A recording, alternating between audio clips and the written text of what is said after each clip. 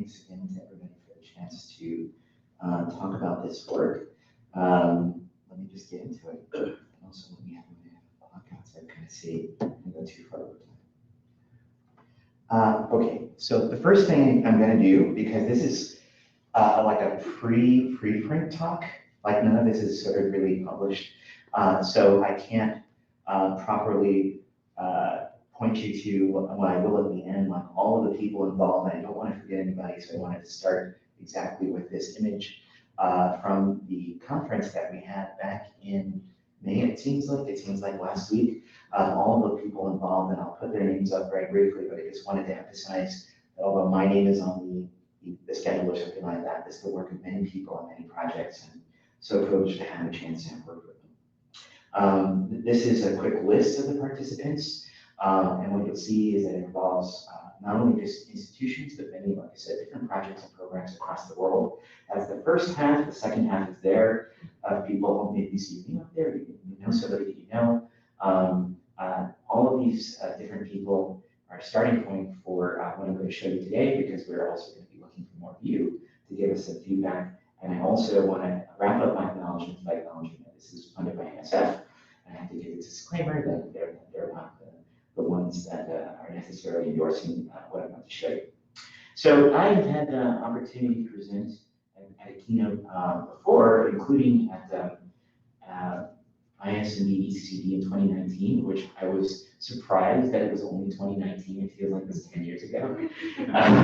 But if you were at Basel, and actually during that time, this slide was taken from a slide deck that I presented there.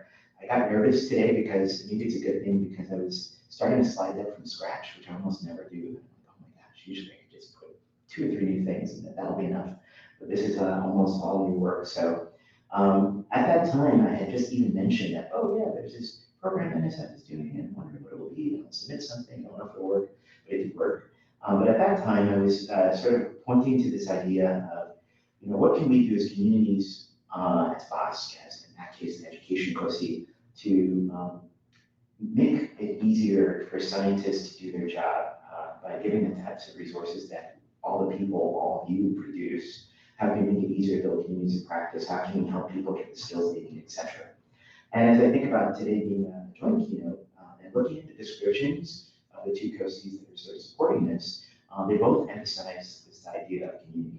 In education, they talk about building a mutually supportive community. At BOSC, we talk about growing open source communities and promoting diversity within them.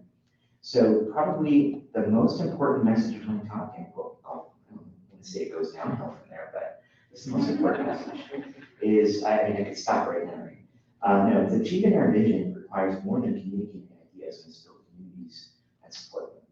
So we all have great ideas, and we share those ideas, we put them on websites, I put them on the website, you do all sorts of different stuff, but those ideas, if they just sort of float in the air or stay online somewhere, don't go anywhere, what's the benefit?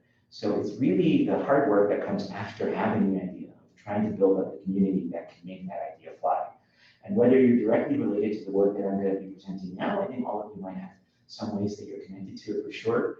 But whatever your project or whatever your goal you're working on, it's really a message to think about how do you think about community in the work that you are doing, so that when you share your ideas, they actually have a chance of taking off and reaching new heights that you couldn't have done. Okay, so that's sort of a little bit of the background. I guess it's slightly I'm going to take another turn here, and then talk about where does this project start with. And like all good projects, it starts with anxiety. And the question is, are we wasting our time with training? And that question was provoked in me by a paper that I've referenced before, which asked the question about, hey, what happens when professional education researchers study the types of training that you and I all probably give? And when they looked at this, in this paper back in 2017, the one quote that I pulled from there is that they said, yeah, when we look at people doing short format training, boot camps, workshops, those types of things, they can't find any benefit in skill development, scholarly productivity, etc. And this is not like a casual observation. This is a study, in this case, it wasn't the US, but it was a study of hundreds of graduate students across their career and graduate school. So it was a longitudinal thing. It wasn't just a glancing observation that was made without type of investigation to it. That's horrible, and I would say, because I've been working for a number of years on this project called Cybers, and I've been like traveling the globe, teaching. Obviously, we focus a lot in the US, but I've been everywhere trying to teach and share this, the skills. And, am I wasting the taxpayers' money? That's not the idea that I want to come home at the end of the day. But also back at the ISMB, one more slide stole from there. My slide deck, like I said, it's like more than 95%. Well, I guess I would say it's 10% reusable materials. When you look at the back of the copy, how much is only these 2 slides. But at that time, I also said, we need to focus not necessarily on, doing more and more training, but really trying to make the training better. And we know that the training is needed. One other paper, which I didn't say at the time, I wasn't aware of it, but it was an interesting observation actually from research that was focused on the economy. So economists, people we normally don't look to for advice on, scientific training or teaching. But they were talking about STEM skills and basically saying that, we always talk about, oh, we need more STEM people who know how to do science better. We need to train more students. We need all this. But what it was actually saying there, I was talking not necessarily about, let's say, students at the undergraduate level. I was talking about once you get out there and you have a career, it was saying it's just a fact of science, that science changes so quickly. There's so many new skills that go out there, 5 years from now, there's going to be new toolkits, new things that we have to learn, that essentially you reach a point where people's brains are sort of saturated and they don't have a place to go and they can't necessarily get the new skills that they need. And so it's actually the skills that are in shortage, not the workers. We have plenty of smart people out there, but we don't necessarily support them to be able to be retrained and to be able to acquire those new skills. We are, in my opinion, doing a big disservice there. We know it's there. We did our own analysis. This is an older one, but the same thing. Everybody says in this analysis, an NSF investigator in this case, that training of their copy, they need training on working with data, training on scaling to the cloud, training. They don't need more pipettes. They don't need more, training in other areas. Even cloud computing, yeah, we need it, but we need to know how to use it. All those different things comes up there. So what's the solution to this? And of course, I thought, well, let's try to say what I said and build a community. So at that time, I wasn't sure if anybody listened to me. And I said, well, Slack is free. I can afford that. And so we started this online community called lifesidetrainers.org, which you can go and join for free. And we've been doing, pretty good for ourselves. There's more than 500 members on the Slack. And we have, we just do lightweight things. It's not a big effort, but it's an attempt to try to get people to come together. So on Lifeside Trainers, we usually have a monthly call where we actually try to feature people who are doing training to share their work. Because there's not too many journals that you could submit your training to. You can get it to the level which you can publish. BOSC2022 and other places, ISMB, you can publish. But most of that doesn't get published. And most of the experience, most of what we'd like to share probably doesn't get captured. But besides the calls and the things that are there, the Slack is the most important part. Like this was from last Wednesday or so. For somebody to push their question and just sort of say, hey, I'm not getting enough people responding to my story. What are you folks doing? And for 12 replies, you kind of like, oh, you could try this. Have you done this? That's all. It's very simple. It's not going to solve the world's problems, but it is the start of building a community where people have at least one more other resource if they hadn't had one before, that they, as they're learning and they're training other people, they can go to other people who do training to share some of that expertise and maybe get some tips and maybe do it better. So that's starting to build a community, but the next question is really how do you support it? Because that's nice, but that might only have a limited impact. So how do you actually support the community?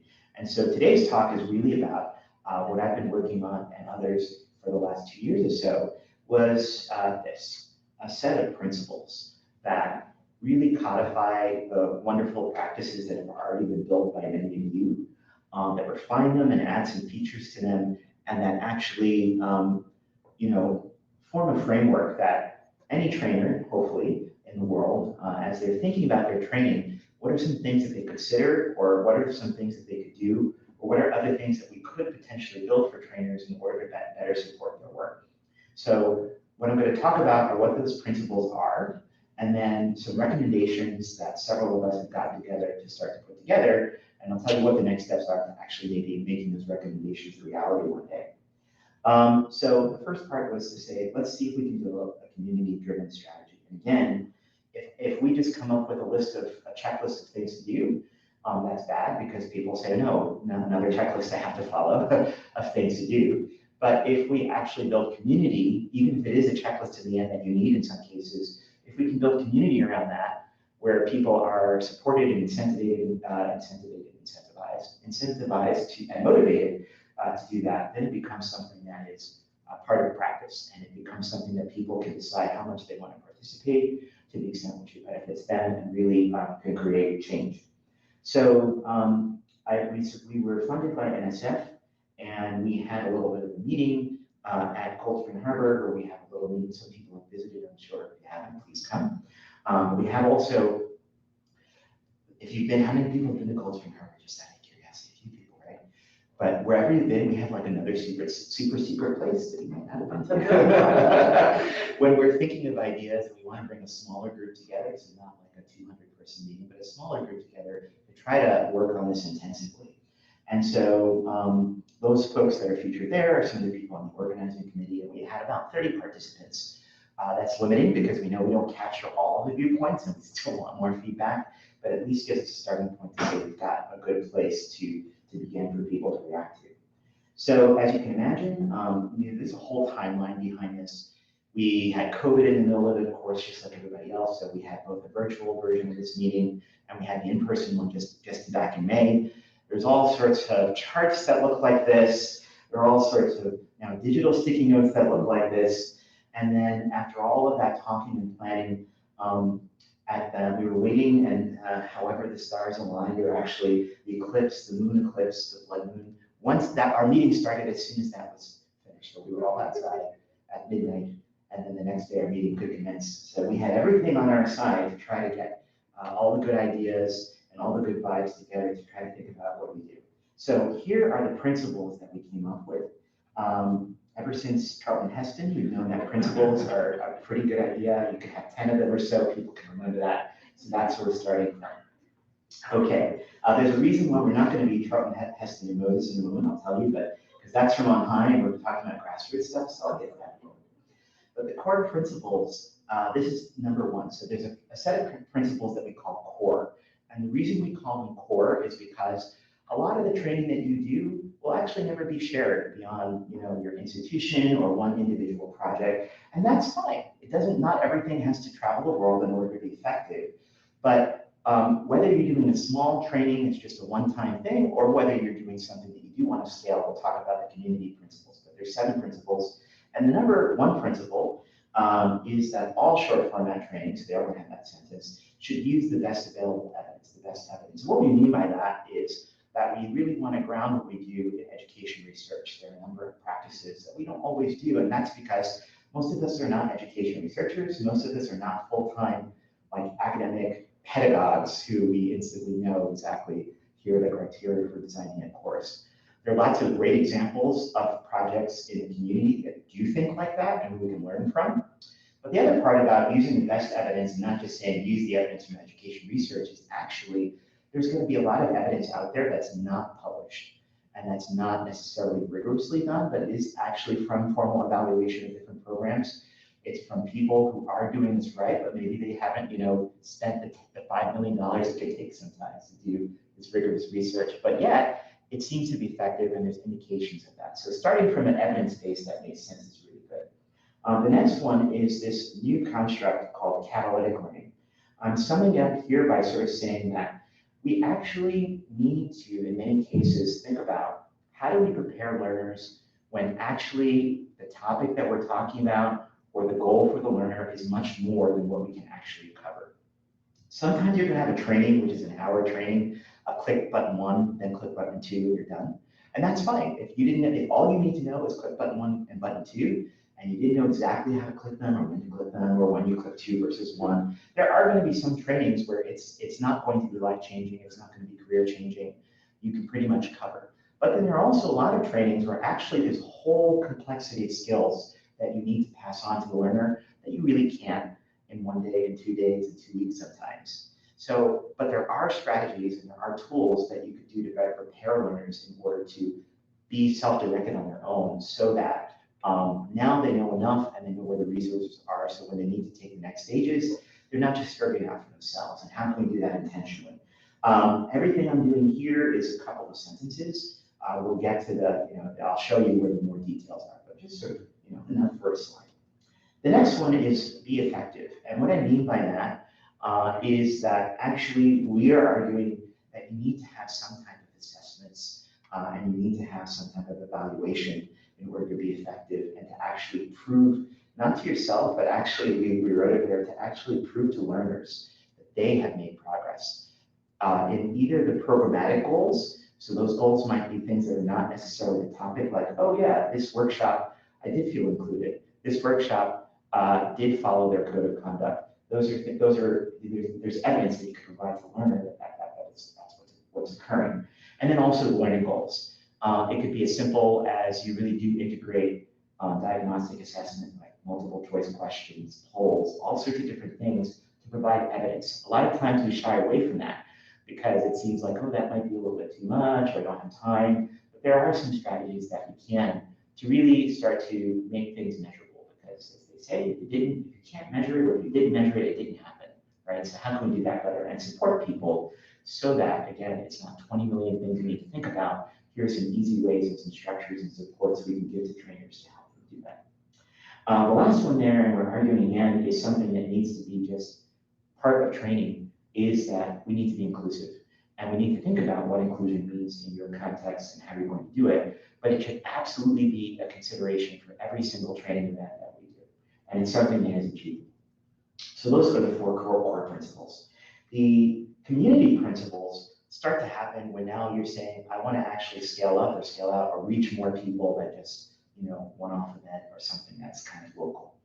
And there's three of those. So communities working together on training and hoping to reach out really need to think about reach, which is how do you reach new types of learners and you learn a larger audience of learners. So who doesn't come to your workshops? Why aren't they coming to the workshops? Figuring that out and trying to do the work necessary to be able to reach people in ways that maybe you're not doing right now because it's difficult, or you're trying to figure it out on your own and you don't have the resources to figure it out on your own. The next one is scale. So how do you support trainers? So if you are going to scale out, that means training new people to be able to take on your workshop. How can we do that effectively? And that also includes not just the instructors themselves, but oftentimes instructors are supported by people who develop the curriculum and who do all of the other bits that make that instruction possible, so we need to help them. And the final one is sustaining things. How do we maintain the availability, usability, and relevance and reliability? No one wants out-of-date training materials. There's everything on flooding on the web that you could search for that's not necessarily there. What are the strategies, the tools, and approaches that we can do to make sure that what we put out or what is available or what's findable really is the best that someone could use at the time, or at least it's appropriately labeled warning. It's going to be outdated in 6 months, so use with caution or consult this next group. So to sum those up, the principles, there's, and this is why bicycle worked. The unicycle, you could ride on one wheel and be just fine because again, you may not be scaling out, so you could do it that way. And it's also an iterative process. Inclusion, as I think we heard yesterday in the education code C, there's not a clear, it's not a zero-sum game where you can say we won and we're done. It's more, okay, we're going to get better. We didn't do it exactly perfectly this time. And they all feed into one another. There's many places. So we started with sort of linear things, and we realized we can't do linear. It has to be iterative. And then if you are going to scale out or scale up, then it's the bicycle because you want to go far. And you want to go, you need to put all of those pieces together. And what we really hope is that, I'm going to present in a moment these recommendations, but what we really hope is that those are really a core set and also a sufficient set, so that any new idea that somebody could come up with, if this really is integral, really is core, that means that it should be able to fit within this framework if we've got the right one. Maybe we don't, maybe we're really missing something, but we really, out of the dozens of problems that we considered, we were able to fit them into this. So we feel good as a starting place, and maybe somebody will say that we need a tricycle, but that's in the future. Okay, so recommendations to implement. So now those are principles, and as we know, with really successful constructs like the FAIR principles, which I'm always trying to figure out how they did that so well, you need to actually try to get to the stage where people can actually do something about it. So remember, it wasn't Charlton Heston and Moses, which is, yeah, you have the core things, but those came from above. Maybe it's a little bit more like Martin Luther. I won't have 95 recommendations for you, but I will have some recommendations. It really is about trying to socialize those recommendations. My grievances, all of our grievances with training, we have some recommendations that hopefully you will look at those. 14, not 95. The next slide, I'm going to take a personal turn here, is because I want you to stay conscious for those 14 recommendations. So for like the next 20 minutes it'll take me to get through them.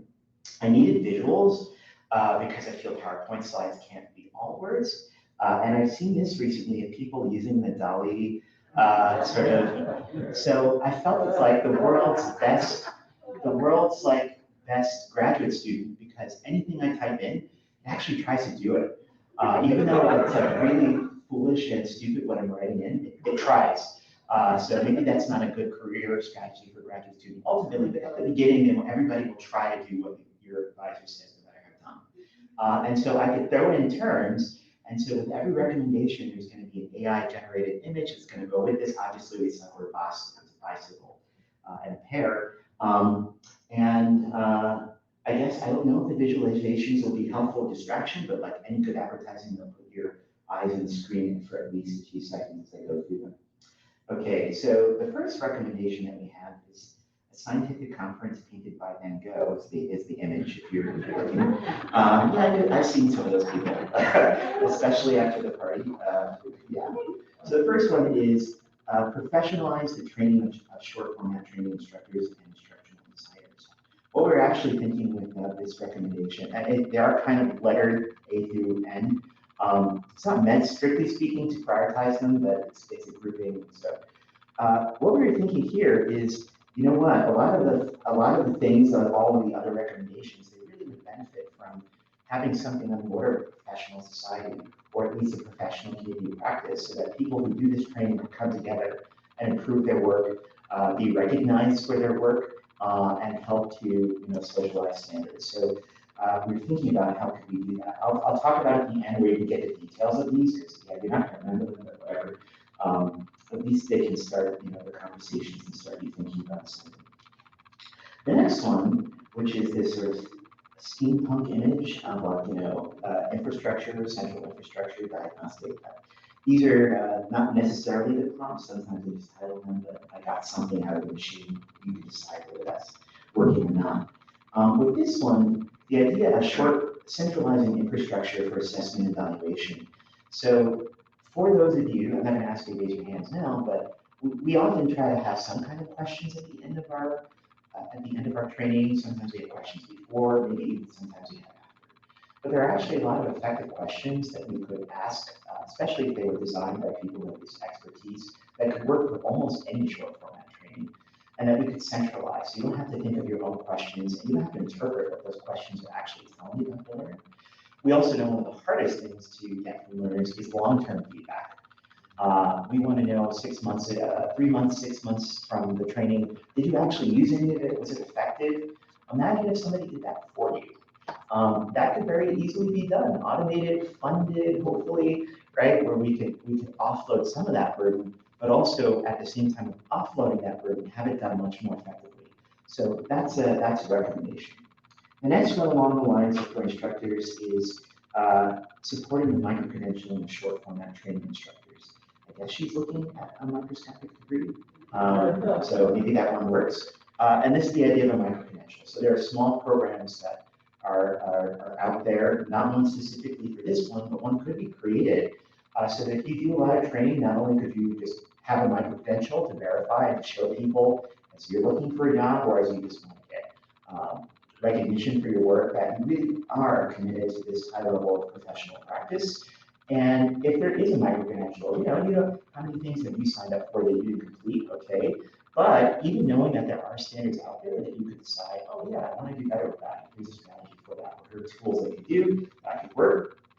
The next one is a favorite, ethical practice. So we actually think that there needs to be equitable and inclusive practice in short format training, and it needs to be an obligation so that If people are doing short format training and they're not considering how they make it equitable, how they make it accessible, how they integrate inclusion, that we're actually saying it's kind of unethical.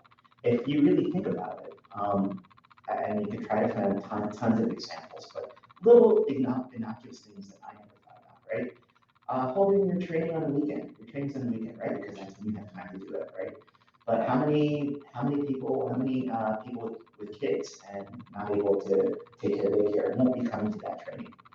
Or the way that you make your training materials available. Like my slides were done last minute, and they weren't there. How many people with a visual impairment wanted my slides 2 weeks ago so that they could see them and that they could be able to, have that in advance, right? There are lots of things, right? They mostly seem innocuous to us until we're in that situation.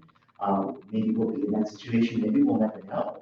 But together, collectively, we could come up with ethical guidelines that could help everyone to understand. Here are practices that are going to make this better for everybody. So, ethical practice. I guess that one is the image that Dolly came up with. It looks a little simpler, like a little Buddha or something, that's giving some advice, perhaps. The other one there, I think you did a good job on the image. Fighting injustice. Okay, so I don't know, maybe you like to dress like that. It's not required for what I'm talking about here. And what we mean by here in terms of deploying short format training to counter inequity. Another piece of anxiety, as I used to do workshops, is going all around the country. And when we did workshops and training, we mostly focused on small colleges and institutions, community colleges. We actually specifically tried to position our training not at the research one in big universities and institutions which have this stuff already. We always try to focus on the non-research institutions, smaller institutions. And all of those places are filled with bright researchers and investigators who are overworked and don't have the resources to do a lot of things that other scientists that are research want, but they're just equally capable. They never got the training. They never got the resources. They never got the help. And then that's just within the US. And as you start to go to the global south, it's even more. At the same time, one of the beauties of computational stuff, at least, in that kind of it, is that if you can get online and you have an internet connection, a lot of this stuff is possible if you have the training. So the recommendation here is to make short format training not passive. It's available, it's online, go see it. But actually think about what are ways that we can specifically target our training to people who need it the most. People who could be able to do higher impact research, could be able to use that training to advance their professional career, get the promotion, do whatever they have to do in terms of both their scientific goals and their career goals by making sure that we target and allocate training and training resources in that way. So that's the problem. On the other side of that is to actually think about how we make the funding of the bicycle principles actionable for funders. So have a goal bicycle, because funders sometimes have a little bit of cash sitting in their pockets. And so the question here is, how do we need to position the work that we do so that as funding agencies think about how they support, in fact, the case from the Felton papers that in the US National Science Foundation, National Institutes of Health, at that time it was $28 million a year they're spending on active awards for research and training. If that training is not effective, then that's money somewhere it's not being used to the best of its value. So how do we prepare funders to think about these principles and then encourage, maybe even at some points mandate some of those principles, make it into how they fund training. The same way that's what's happened with FAIR, can we make sure that when a funder supports training, that they also care about the effectiveness and use the levers that they have to try to promote that fairness. The next one, we're almost done to the through days, is clarifying the economic models that enable short format training. That looks like an economic model, so that's good. The idea here is that a lot of our short format training is like nowhere else in academia, but many other places in academia depending on free labor. So what do we do about that? The idea is not necessarily that we can completely get away from the volunteer model. There are places where the volunteer model has value. Also, at the same time, we don't want to charge for training because we do want it to be accessible, but that's not always sustainable. So how can we actually think about those economic models, and where are there opportunities for us to innovate and reduce those inequities, or make sure that compensation is default? It may not necessarily be financial compensation, but there are other ways to compensate people. So that's something that we dig into. And like I said, there's a page about all of these recommendations in detail. I'll share that with you in a minute. For those of you who are old enough to have had a hi-fi radio set or stereo system, that's what hi-fi is. What we're talking about is models for reaching, scaling, and sustaining. So for some of the larger training programs, whether they're countrywide or sometimes international training programs, when you try to scale out your training, you often go to other training programs to see what they've done. But that stuff is usually not documented, or they can't exactly tell you how they did what they did sometimes. But they do have some wisdom, and you sit down in a couple hours, you look and ask questions and find out. So this is about promoting knowledge exchange across larger training programs so that those things are documented. And they're done with high fidelity to the original training, because often when you try to take what you've done and you make work locally and you try to make it bigger, it stops working, or it loses some of those features that work at a small scale, but then at the bigger scale, you lose those features if you don't pay attention to them. So that's one of the ones that we wanted to emphasize there. This one is the FAIR principles. And if you've seen them, just like we saw earlier, findable, interoperable, I guess that's what it was going for. If we've got those little bubbles there, maybe it needs that, I don't know. But there are people who've already done work in taking the FAIR principles and adapting them to training materials, so we thought that was good. The next one is interoperable training registries.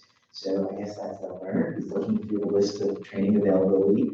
But Europe has done a really great job with this. Also Australia, and that you have some training registries that are pretty much niche, national or international registries. And then when the Slack question came across, like, hey, where is this in the US? And like, we don't really have one. Every 2 years, NIH will create one, and then it'll die after 6 months or something like that. It happens. That's okay. We can't stop that from happening. We also don't need to say everybody needs to do the same thing. But we can use standardized practices, descriptions, APIs, so that your training, wherever you decide to put your training materials, it can be scraped or it can be aggregated in a nice way that allows you to be flexible, but actually really just does a good job at tracking those materials. This next one I like a lot. It's badging. What could we do to bring badging to short format training? What would it mean if your training materials or your training course had an accessibility badge? That learners could look at your training materials or your training course and know that you followed a set of principles. It doesn't mean they're perfect, but it means you've done something and that the learner has some expectations they didn't have before. Learning, if you think about it from the learner's perspective, when you go to take a course, you have no idea. Have anybody in the room, don't raise your hand, been to a training course that just didn't do it for them? Got very little out of it. Even the coffee was bad.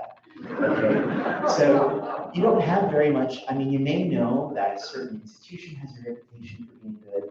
When you see certain names of instructors, you might know you've seen them before, you've seen their work, and they're pretty good. But it's largely a black box. Could we have a badging system in place? There could be more than one, but they'd have to agree on exactly what terms and how to use it. We could regularize this. We could use technology and innovations already available to label it and make it a lot clearer. And then for instructors, that doesn't mean that everything needs to be badged all the time, but it means, yeah, I could come along and, oh, these materials are ready, or, oh, I definitely want to make sure I get the accessibility badge because we're already doing that. So why not label it for the learners? That's definitely something that we could do to make things more interpretable. And even with something like a code of conduct, if you have the code of conduct badge, but you don't follow your own code of conduct, okay, now there's someone else that could say, listen, I see the badge here, you gave me a badge for this, but this is what happened. Uh-oh, the badge has to come down to fix that, right? So the next one is on that catalytic learning idea, so chemistry lab explosion, that looks like one to me. So catalytic learning is a bit technical, which is why I don't go too deep into it in terms of the actual education research behind what you would need to do to really foster self-study. So it actually needs a strategy all on its own to make that usable for the instructors. So it's not burdensome, but it's reduced to a couple of principles and techniques and approaches. So we know that's work we have to do. The next one, only this one more, was diagnostic assessment. So this is assessment painted by Rembrandt. I don't think you want to put your learners on trial when they're teaching. Maybe, I don't know. Actually, it's perversely appealing to me. Yes, come to the front and actually show me if you know how to write a function in R. We all are curious if this is working for you. We don't want to do like that, but we do want to be able to support instructors so that they really make effective use of assessment. It does nobody good to spend a day or two teaching something and never ask the questions that actually tell whether the learner is getting it, and can you adjust your teaching so that if the learner isn't getting something, you have a plan to be able to adjust it so that you can help that learner. Yes, you won't get every single learner every single time. We can do a lot better. And the final one, let's picture this ancient map here, is encouraging evidence-based guidance to support what we call career spanning learning. A lot of our work, at least my own and many other people's, but in education, is focused on undergraduate, early career faculty, graduate students, and we spend a lot of time focusing on how education and training needs to go to people at the beginning of the career. But what happens, what about 5 years after you're done? You finished your degree, you're starting your lab, you don't need to learn anything else. As you go through different stages in your career, how many of you think that reviewers need better training? No, but it's true. How do you expect the people that are in a position to review work, especially software, do they know what to look for? Do they understand what version control is? Do they know what FAIR principles are? Why aren't we tailoring training for them? Now, the training for the viewer not only needs to be very relevant, but it needs to match their life. They're not coming to a 2-day workshop to listen to somebody talk about something, but they will take a 1-hour webinar to say, okay, you're a PI, here are 3 things you need to know about this when you're making this decision. We need to be able to have career spanning guidance so that people at all levels of their career stage and the roles that they play in our community actually have resources and training that are tailored for them, because it's not a one-size-all-fits approach. And also for people in different contexts, if you teach and are a researcher at a small institution, here we call a lot of times primarily undergraduate, it's you. You don't have a lab of 3 postdocs and 2 graduate students that are there to fill in the gaps that you don't have in your education. It's all you really trying to be able to bring your science up to that level. You need a different level of support in order to be able to do that. Okay, so those are the recommendations and funny dolly images that was produced. So, it also is great because I'm run into copyright infringement by trying to get 14 images somewhere and this and use AI. I'm also waiting for the day where I can offload even more of my cognitive capacity to artificial intelligence. And I have to think them all. So how are we going to share these ideas and where are we going to go from there? Well, one, please visit bikeprinciples.org, because on this website is the background information with all of those 14 principles really described with a bit of richer information as to what problem are we trying to solve? What's the 1-sentence explanation of this, even better than what I did here? And also, the group had spent a lot of time, so these are 30 or so people who really do short format training, and also people from other disciplines, from academia, outside academia, etc., who came together to describe these recommendations, but then also to give their opinions on what they think the benefits are to the learners. You may agree or disagree with us, what they think that the incentive structures could be, and what they think the barriers are to actually getting this done. So yeah, every single recommendation has those features. Just give you an idea of reading through them and then being able to see whether you agree or disagree with us. And then at the bottom of every one of those features is a 2-question, completely anonymous survey of what do you think. So 1, what your role is in the community. You only just attend workshops, you don't really deliver them, but you've attended them, you have an opinion. But you may deliver them, you may design them, you may be a funder, all of those different things. You can choose what stakeholder you are, and then you can read through our listing of what we think it is, and give us your rating, and give us your feedback. You can totally disagree with us, that's awesome, we'd love to know that. But we're trying to, the stage that we're at right now is trying to gather community reaction to these recommendations. Ultimately, like I said, this is preprint. In the next couple of weeks, we'll be coming out with preprint, we hope, and then going to a peer-reviewed thing. But we all know that we just could not capture every single viewpoint that is that was in a room, we tried to be able to do that, but we want to get the stakeholder feedback. So that's the building the community part of that. On the website also, there's a little bit of a feedback forum, certainly start conversations. We're looking for allies. We want people who say, yes, I want to do this in some way, how can I help? Or here's recommendation 15, or this recommendation totally leaves out this group of people, please change it. That's the kind of information we want. So the survey and the feedback forum, and there's also going to be a mail list there from that. And like I said, we're going to come out with some additional manuscripts. And so the next, starting today basically, and for the next several months, we're in that sort of collection mode as we're trying to learn and see, because any given recommendation, any given principle is only as good as the people who believe in it and feel like it says something about what they're doing now, because this comes from all of you, or what they would like to do, because it's like, yeah, that's right, we should do that. So that's what we hope. We want you to share, and we want you to join in. I'll end with my traditional quote of the value of learning and unlearning and relearning. And I'll stop there to say thank you, and I guess we probably have a little time for questions, and we should be back on time schedule. So thank you very much. I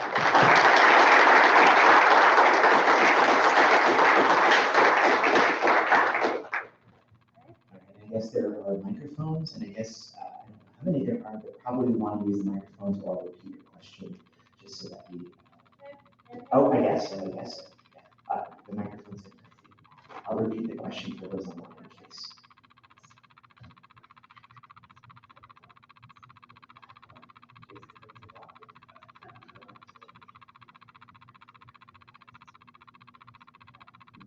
Check. Good. Jason, thanks a lot. This is really cool. I'm super jazzed. This is a good way to start the morning. I have one question about how you feel some of this might fit with what I think is sort of the ultimate form of short form training. The type of situation that happened to me about a month ago, postdoc, I had a couple of research undergraduates who were going to help me with some software stuff, and I sit down and say, have you ever used Linux before? No. So now I have 2 hours with you. I only have you for 8 weeks. I don't have time to have you, go take this really cool online short course in 20 minutes. I have 2 hours today to get you started moving around in the file system. I can do that, but I'd love to have a better structure for doing it. Do you think that kind of environment is also a way that's informal, something that these can fit to? Yeah, so how do you deal, how do you deal when you're in a test situation? You have to be able to train people for things like that. For your case, learning Linux in about 2 hours. Probably the first answer to the question is no, we can't. But the second answer to the question is actually to think about, well, how do we design learning materials in such a way that when those learning materials are produced, let's say for that, it's going to be a lot of self-study. Can we make those? Can we first design those materials so that they are self-study?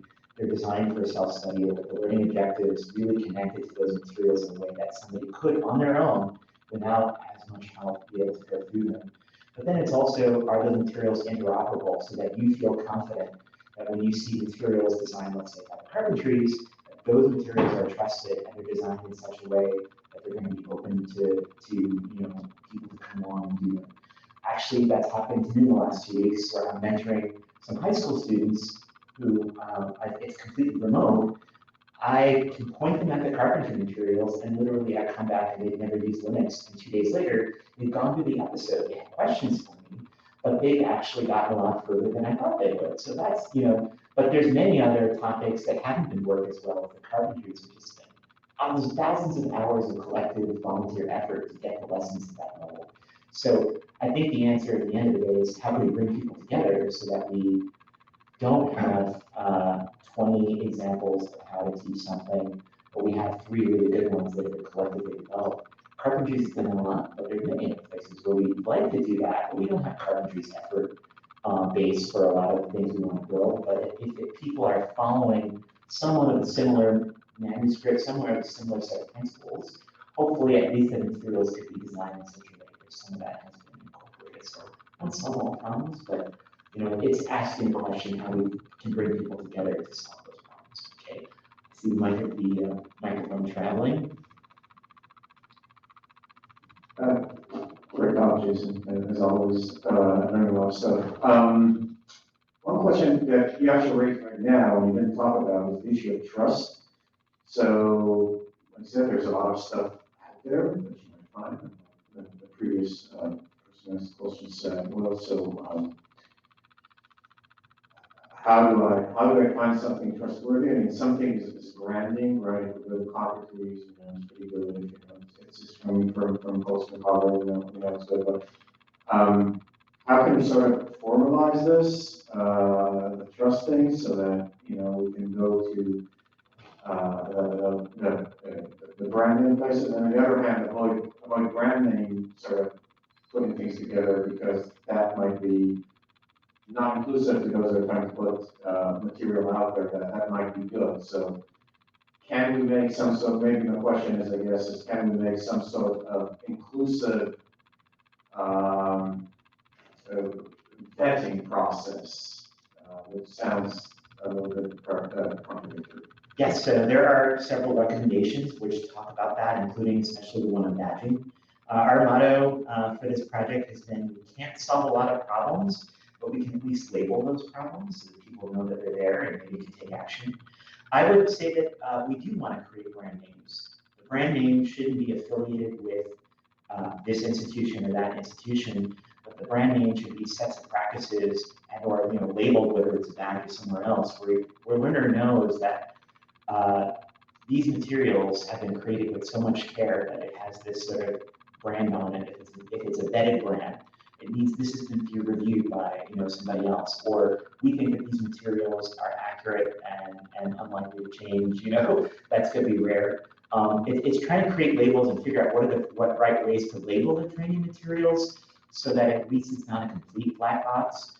It has to be a community-driven thing, because I may not know who that training material is coming from because I've never heard of them before, but I realize that they're participating in this network of trainers or network of people where there's common standards.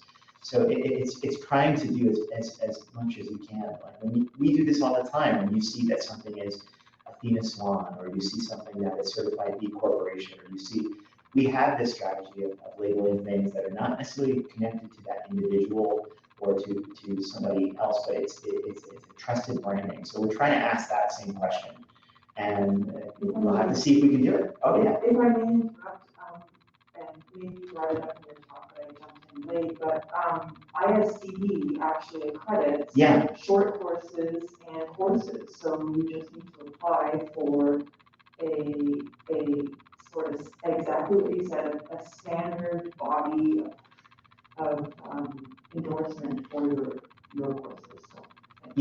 So and it doesn't, doesn't mean that that's the only way it can happen, but it's a really good way. And also, not every course will be vetted right away or branded right away, but at least you could see what it takes to get that vetting or branding and work towards it if that's your goal. But it helps the learner to know, okay, they're following this. I have a better chance than random tutorial on GitHub, which all of us have used, and sometimes it's the right thing. It's like the random code snippet on Stack Overflow, as long as it works. I don't care where it came from. But we have one more question, and we have time. We're two okay. Maybe we do those and we get to. Okay. One says, great talk, Jason. I was wondering if you have thoughts on health science mental libraries as an ally to support teaching researchers throughout their career. That sounds awesome. The question about, could health science libraries be an ally? And absolutely, I think there are many allies out there. And libraries, in many cases, have been sort of leading the way as to what's possible for training. Somebody approached me the other day, I'm like, hey, by the way, check with your library because they may have a program. So I think the goal of the principles was really to formalize, it's not about inventing brand new mind-shattering insights that no one's ever possibly think about. There are two of those in there.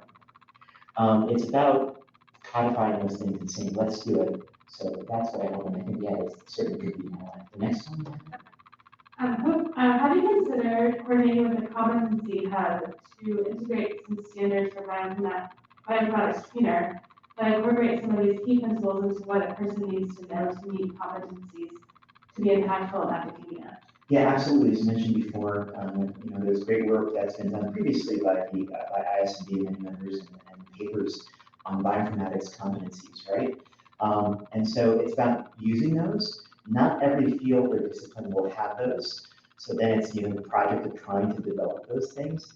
But, I would actually probably say learners aren't really aware of this. That's the bigger audience in some ways that we want them to know, because we want them to demand this. I think if learners are actually empowered to ask for something because they know it should be that way, that's what makes people change and want to come up to a level, is because now your customers, per se, are asking for something. So popularizing and enabling people to know, yeah, you should expect a high level of quality when you take an ISMB course. We want everyone to know that, and for every ally to come together to help us build that. But I agree with that question. Yes, we should certainly be using those and stimulating the creation of those when they don't exist, but where they would be useful. Another question. Hi, my name is Jackie. I was a PhD student. I work at state in the trainee at Nationwide Children's Hospital and an officer of the trainee association. So I was wondering, some of the issues with having is trying to engage your trainees to take advantage of all the workshops and all the training we offer. So I was wondering, how do we, I guess, find out how sustainable our everything that we offer is for the trainees? For the trainees, how do you make it more? Yeah, so I think in a lot of cases, and I know that many people have exactly the same question. It's a question that no matter how many times we ask that question, we still ask it because we haven't found the answer. That last recommendation on sort of thinking about building roadmaps for people, because I think now the goal, or in many cases, the goal is to protect people from information. There's too many courses out there. There's too many pieces of information that may not be assembled in a way that they even know how to use. So it becomes almost noise. So I think the answer is trying to put together or point out to people, here is a path that people like you or with similar goals to you have gone down and try to follow, and that path has worked for them. But that's where professional societies have a role, I think, to give that trusted guidance, and different societies will have different guidance for their members. I see a question, but I saw another one, and maybe we'll come back to you if we can. Yeah, the ISMB competencies are the example from the last question that helped you to do that. But then you still just need, just to think about what's realistic for people and help them understand. A lot of times you have to protect people from hype. You actually don't need to learn that as much as everybody's telling you, because with your research question, that takes a lot of insight. You can't, I can't come up with that for everybody. For some people, I could. And professional society, I think, is designed to do that. Can we get one, maybe Radhika, you want to yell, and I'll repeat your question if I can. Oh, yes, you have no trouble projecting. Yeah, I have no trouble projecting. I was curious about what you think about leveraging tools like Zenodo for the badging, and then working with ISCB for that accreditation to go on Zenodo. So, trainers who are developing training, instead of being some unknown person in the middle of nowhere, if they upload it to something like Zenodo, get a DOI, and then get, so it's just more of a suggestion on top of. Yeah, so for each one of the recommendations on when you go to the website, principles.org, when you go there, each recommendation gives a little bit of an illustration of how might this work. So those could all be that. And we want to, we even talk about, though, with badging, how do you make sure it's equitable? Like what if all of a sudden somebody comes up with standards that no one else in this country would even be able to match? So figuring out those things will take work, but all of these are starting places. Are we done? Yes. Yes. So thank you again, and I'm around, and hopefully visit the Principles website, give us your feedback, let us know, join in, and we'll see if 5 years from now I'm coming and talking about a badge system or whatever else it is. Thank you.